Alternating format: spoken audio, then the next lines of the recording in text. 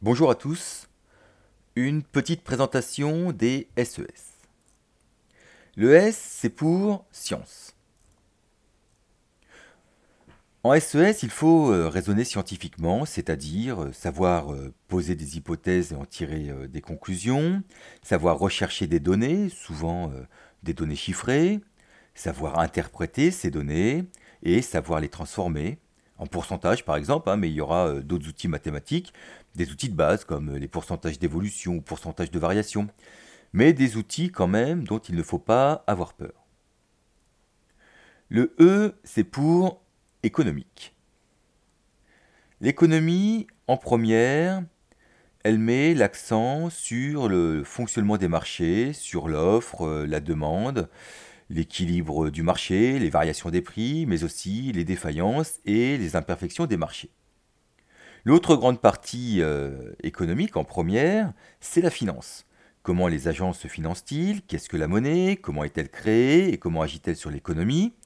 Et en terminale, cela nous permettra de comprendre, par exemple, l'émergence régulière des crises financières.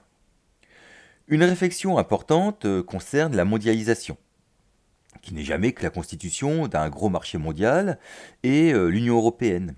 Cette Union européenne protège-t-elle de la mondialisation? Protège-t-elle des crises? Protège-t-elle de l'inflation?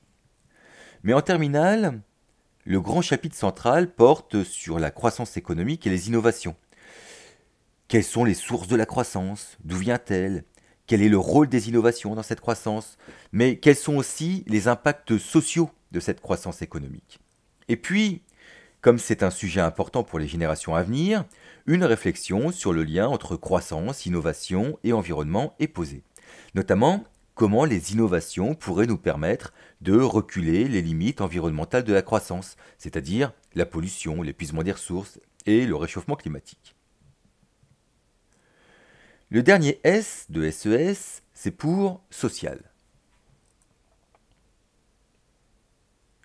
En première, l'étude porte sur les liens sociaux, c'est-à-dire les liens qui permettent la constitution de groupes sociaux comme la famille, les amis, les collègues, mais aussi une réflexion sur l'affaiblissement du lien social et l'impact de la montée de l'individualisme, par exemple. Il y a autre chose. Et assez rapidement, on en vient à discuter des règles, des normes, des valeurs qui sont au sein de ces groupes, et donc de la socialisation qui permet d'évoluer au sein des différents groupes sociaux. Or, cette socialisation, elle est multiple et elle peut conduire à des trajectoires de vie improbables. Quels sont les parcours qui conduisent à des trajectoires de vie improbables? Arrive ensuite un chapitre qui plaît beaucoup sur le contrôle social et la déviance.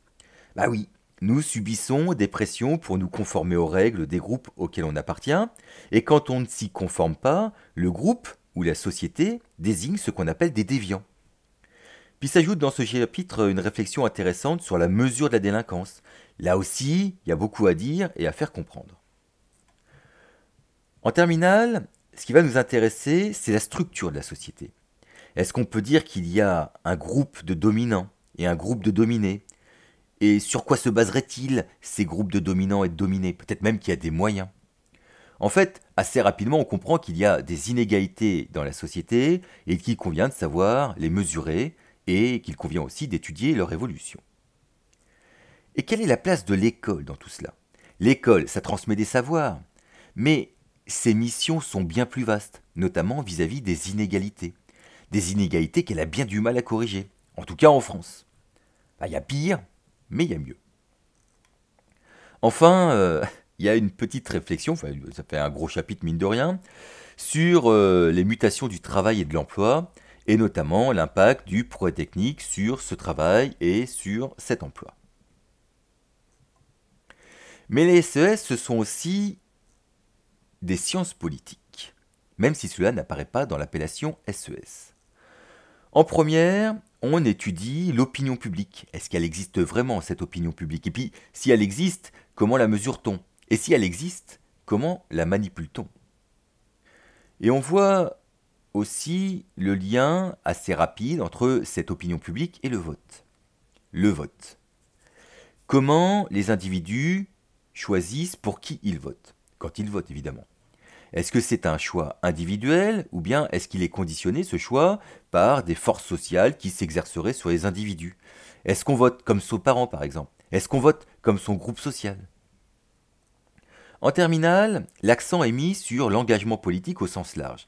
Parce que agir politiquement, ça n'est pas que voter, c'est aussi manifester, ou agir dans une association, ou autre chose encore. Mais pourquoi les gens iraient manifester ou agir dans des associations? Est-ce qu'ils n'ont pas plutôt intérêt à laisser les autres le faire et rester tranquillement à la maison? Mais si on raisonne ainsi, ou si on raisonne tous ainsi, plus personne n'agit. Il y a donc un paradoxe qu'il faut chercher à expliquer.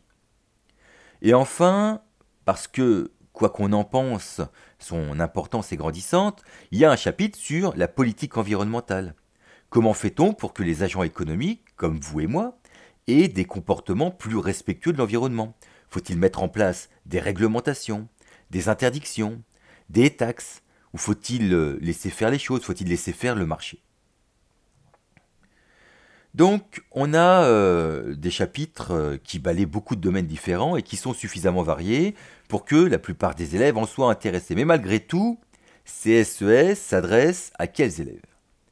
Alors évidemment, les SES sont pour tous les élèves qui sont curieux du fonctionnement de l'économie, de la société et du monde politique. Mais j'ajouterais que les autres aussi peuvent être intéressés par les SES ou peuvent prendre les SES parce que ces SES vont développer des compétences qui peuvent être utiles dans beaucoup de domaines.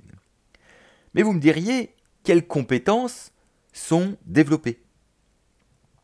Eh bien, il y a l'argumentation et la rédaction qu'on retrouve dans beaucoup d'études post-bac, mais aussi le traitement de données, les statistiques notamment, et enfin le raisonnement scientifique, c'est-à-dire savoir poser une hypothèse, en tirer des conclusions, ou l'inverse, c'est-à-dire observer et déduire, mais aussi savoir se remettre en question, et remettre en question ses propres croyances. Les SES, pour faire quoi ensuite? C'est-à-dire pour faire quoi après le baccalauréat? La réponse est simple, pratiquement tout. Alors évidemment, on conseillerait à des élèves voulant faire médecine ou vétérinaire par exemple, de prendre les mathématiques, la physique et la SVT. Mais pour le reste, et pour le développement intellectuel, les SES sont parfaites. Voilà, je vous remercie beaucoup de votre attention.